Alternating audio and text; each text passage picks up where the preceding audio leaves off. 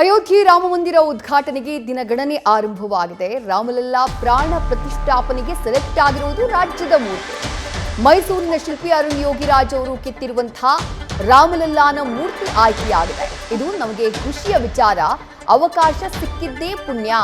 Polishing ಸಮಯದಲ್ಲಿ ಅರುಣ್ ಯೋಗಿರಾಜ್ ಅವರು ನಮಗೆ ಗೈಡ್ ಮಾಡಿದ್ರು.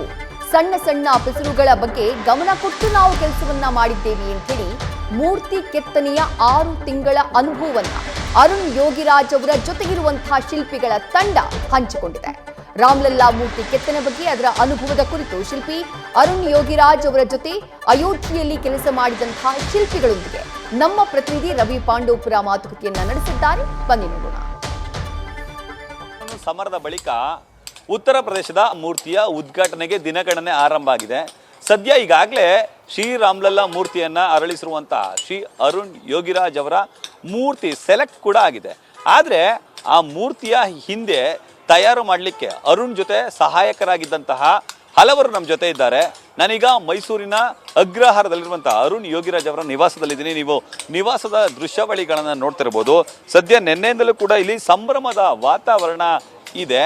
ಅವರ ಅಣ್ಣ ಸೂರ್ಯಪ್ರಕಾಶ್ ಆದಿಯಾಗಿ ಹಲವರು ಸಂತಸವನ್ನ ಹಂಚಿಕೊಳ್ತಿದ್ದಾರೆ.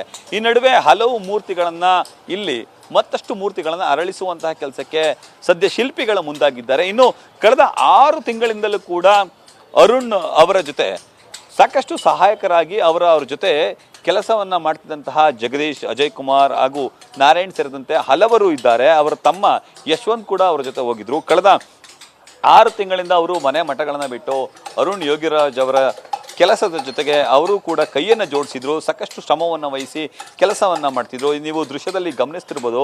ಅರುಣ್ ಅವರ ಜೊತೆ ಸಹಾಯಕರಾಗಿ ಕೆಲಸ ಮಾಡಿದಂತಹ ಜಗದೀಶ್ ಆಗೋದು ಹಾಗೂ ಅಜಯ್ ಆಗ್ಬೋದು ಎಲ್ಲರೂ ಕೂಡ ಕಾರ್ಯವನ್ನು ಮಾಡ್ತಿದ್ದಾರೆ ನಮ್ಮ ಜೊತೆ. ಕಳೆದ 6 ತಿಂಗಳಿಂದಲೂ ಕೂಡ ಅರುಣ್ ಅವ್ರ ಜೊತೆ ಇದ್ದಂತಹ ಅಜಯ್ ಅವರೇ, ಕಳೆದ 6 ತಿಂಗಳಿಂದ ನೀವು ಅರುಣ್ ಅವ್ರ ಜೊತೆ ಇದ್ರಿ. ಅಲ್ಲಿ ಹೆಂಗಿತ್ತು ನಿಮ್ಮ ಅನುಭವ? ಸರ್, ಇದು ಹೇಳ್ಬೇಕಂದ್ರೆ ನಮಗೂ ಒಂಥರ ಖುಷಿ ವಿಚಾರ. ಆಮೇಲೆ ಆಪರ್ಚುನಿಟಿ ಸಿಗೋದು ಕಷ್ಟ. ಅವರು ನಮಗೂ ಸ್ವಲ್ಪ ಅವ್ರಿಗೆ ಸಿಗೋದಲ್ಲದೆ ನಮಗೂ ಒಂದು ಸ್ವಲ್ಪ ಆಪರ್ಚುನಿಟೀಸ್ ಕೊಟ್ಟಿದ್ದಾರೆ. ಏನೆಲ್ಲ ಸವಾಲುಗಳಿರೋದು ಸರ್ ನಿಮಗೆ? ಸರ್, ಅದು ಅಂದರೆ ನಮ್ಗೆ ಫಿನಿಶಿಂಗ್ ಮೂಮೆಂಟಲ್ಲಿ ಫುಲ್ಲು ಎಂತಾರೆ ಸಣ್ಣ ಪಿಸ್ರುಗಳಿರುತ್ತೆ. ಅದೆಲ್ಲನೂ ಕ್ಲೀನಾಗಿ ನೋಡಿಕೊಂಡು ಮಾಡ್ಕೊಂಡು ಹೋಗ್ಬೇಕು ಅಂತ ಅವರೆಲ್ಲ ಗೈಡ್ ಮಾಡ್ತಿದ್ರು ನಮಗೆ ಜೊತೆಗೆ. ಅದನ್ನು ಮಾಡ್ಕೊಂಡು ಹೋಗ್ತಿದ್ವಿ ಸರ್. ಖುಷಿ ಕೊಡ್ತಾ ನಿಮ್ಮ ಕೆಲಸ? ಹಾಂ ಸರ್, ತುಂಬ ಖುಷಿ. ಹೌದು ಸರ್.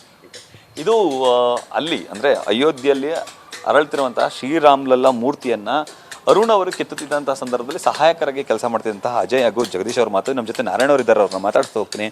ಸರ್, ಶ್ರೀರಾಮಲಲ್ಲಾ ಮೂರ್ತಿಯನ್ನು ಸದ್ಯ ಸೆಲೆಕ್ಟ್ ಆಗಿದೆ. ನೀವು ಅಲ್ಲಿ ಕೂಡ ಕೆಲಸವನ್ನು ಮಾಡಿದ್ರಿ. ಎಷ್ಟು ತಿಂಗಳ ಕಾಲ ಕೆಲಸ ಮಾಡಿದ್ರಿ ಸರ್? ಅರುಣ್ ಅವ್ರಿಗೆ ಏನೆಲ್ಲ ಸಹಾಯ ಮಾಡಿಕೊಟ್ಟಿದ್ರಿ? ಮಾಮೂಲಿ ಅರುಣ ಹೇಳೋದೆಲ್ಲ ನಾವು ಕೆಲಸ ಮಾಡ್ತೀವಿ. ಒಂದು 6 ತಿಂಗಳ ಕಾಲ ನಾವು ಕೆಲಸ ಮಾಡಿದ್ವಿ. ಹಾಗಾಗಿ ಅವ್ನು ಏನು ಹೇಳ್ತಾನೆ ಅವ್ರು ಈ ರೀತಿಯೇ ಮಾಡಬೇಕು ಮಾವ ಅಂತಂದಾಗ ನಾವು ಮಾಡಿದ್ದೀವಿ. ಈಗ ಸೆಲೆಕ್ಟ್ ಆಗಿದೆ ಸರ್, ಎಷ್ಟು ಸಂತಸ ಆಗ್ತಿದೆ? ಮುಂದೆ ಏನು ಸರ್?